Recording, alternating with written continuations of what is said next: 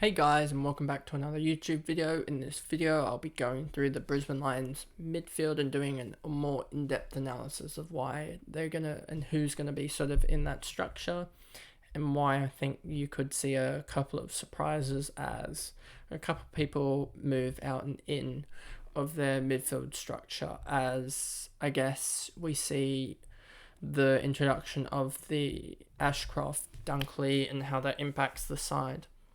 So remember to, before we get into it, like and subscribe, as it is crucial for this channel to grow, and there'll be a lot of videos coming out soon, as I hope the channel grows quite well before the start of the AFL season, which is coming out quite soon now.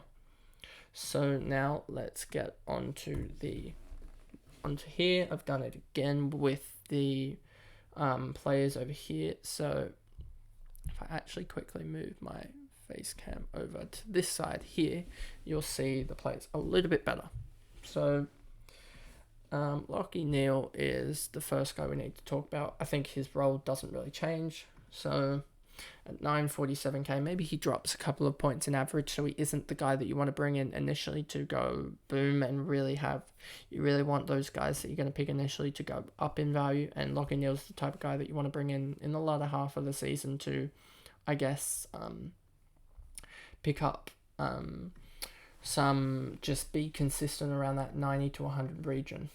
And if we actually look at it here, you'll see he actually starts the season off pretty well, and then sort of it wasn't really the case in 2022, 2021.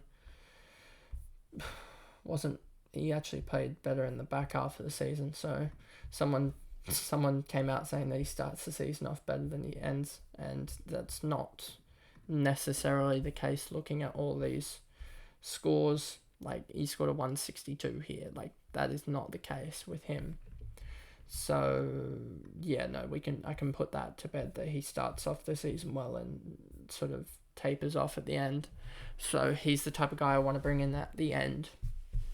Hugh McCluggage, I think he's the one that probably goes out to the wing half and half with Ashcroft. So is his role probably a little bit affected? If we actually go to Brisbane, hopefully this website comes up. Here we go, Brisbane. If we actually look here, you'll see McCluggage 55, so his role probably isn't as affected. I think you'll see more of Lions being the one that is affected, and probably Darcy, Zach Bailey as well sort of gets chucked away, as well as Dane Zorko probably gets chucked a little bit without there being. So there's going to be a couple people that probably get affected now that you have those guys in. So if we go back here, I think Hugh McCluggage probably drops a little bit, as he probably drops to 97. I don't think he's going to be the big drop that I've been calling all this preseason. Probably wrong about that. I don't think he drops to 90. I think he drops a little bit, but not too much. I think Jared Lyons is the one that really gets dropped, because I don't know if he'll even play, to be honest with you. I think if he's going to play, it might be in the back line or as a small forward, which is going to be pretty hard because you're going to be leaving out the likes of Lincoln McCarthy or someone like that. So I don't know if he actually plays or not, or whether you drop the likes of like a Devon Robertson for him, as you do get those hard-nosed midfielders in Ashcroft and Dunkley, which sort of fills that Robertson role. So Robertson might not get a game, I guess. He's not even listed. Here he is. So maybe not, but we'll have to wait and see, I guess. Jared Berry, I don't think gets much. They have him on a wing, so I guess maybe he's the wingman that doesn't get dropped. It's quite hard to pick. And then you got Reece Matheson, who looks to be on.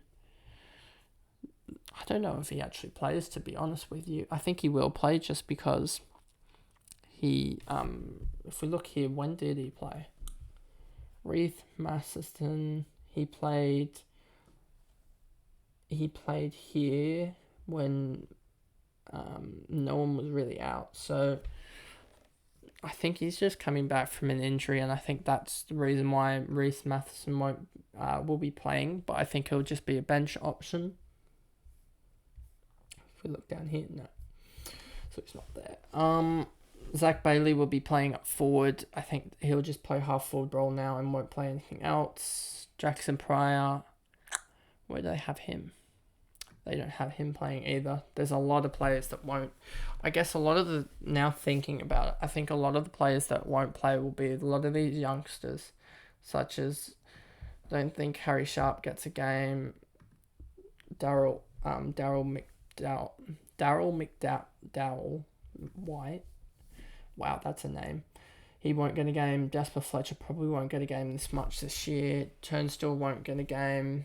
Archie won't get games, I don't think. I think he's one of the guys that probably drops as well. If I look here, the guy that I'm looking at doesn't have him on their team. So you're really down to... Okay, so now thinking about all of that, what is the midfield rotation going to be? Neil's going to stick around 85%. Huge. Okay.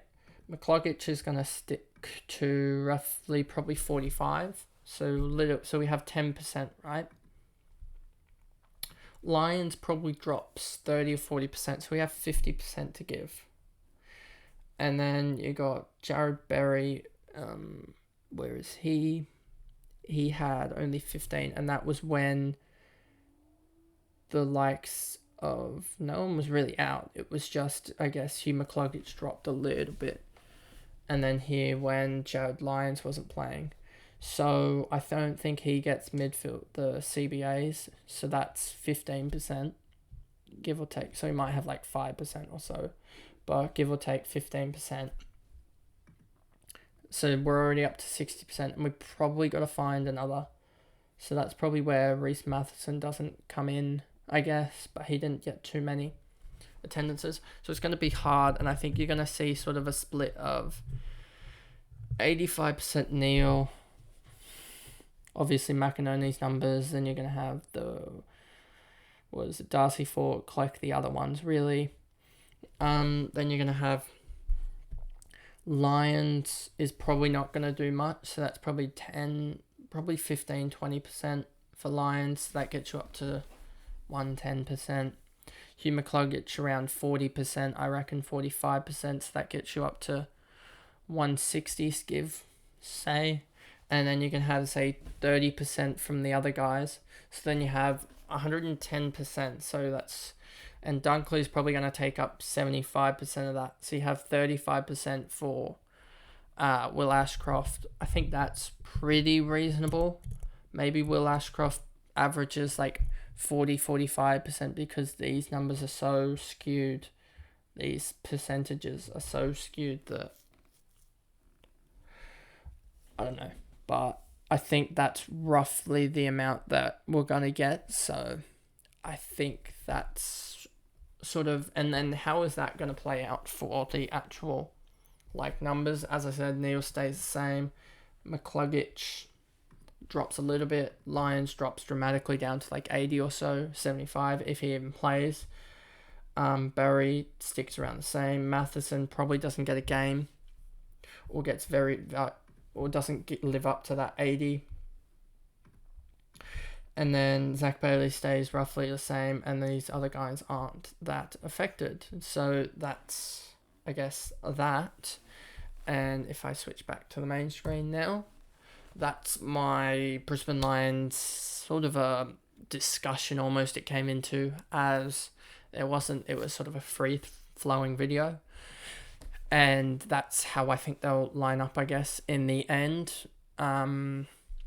with that. And I think it will be very hard to tell. I think it will be so fluid, and there'll be whatever happens in round 1 will probably be different by round 4, as there's so many experienced midfielders there that you could really flip a coin almost with who's going to be, especially with Jared Lyons, Ashcroft and Hugh McCluggage. They're going to share a large portion of it, but I think their role's going to sort of interchange week on week as Ashcroft sort of gets blooded into his role, I guess to say. So that's the video there and then. Thanks guys, and goodbye.